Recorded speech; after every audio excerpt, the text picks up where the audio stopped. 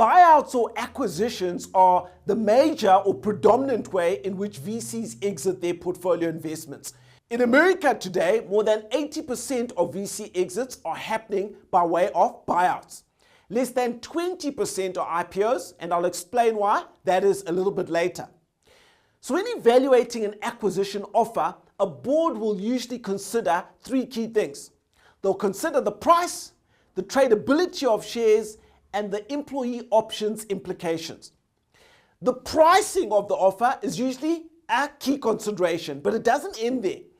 Issues relating to pricing may include whether it's a full cash offer or the offer is a blend of cash and the acquirer's shares, which often happens when the acquirer is listed.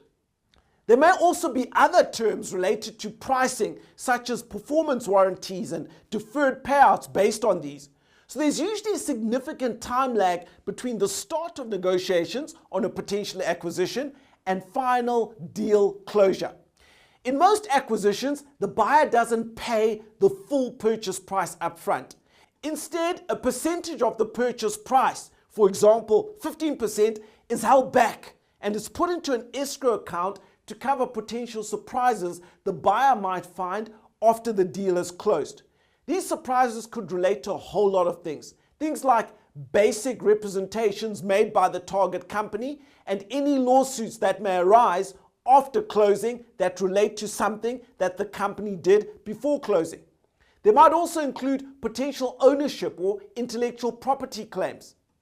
Now, assuming the acquirer is a public company, if the VC received its stock as part payment, they'll be able to sell it immediately to cash in on the proceeds. But sometimes when the amount of stock issued is material, there may be restrictions on their tradability that will require the VC and the entrepreneur to hold on to them for some time. A final consideration would be the impact on employees. The acquirer will want to establish which employees in the target company are critical to the continuance of the business. They'll often craft a list of key employees that they want to retain and what percentage of these must agree to remain as a condition of the deal.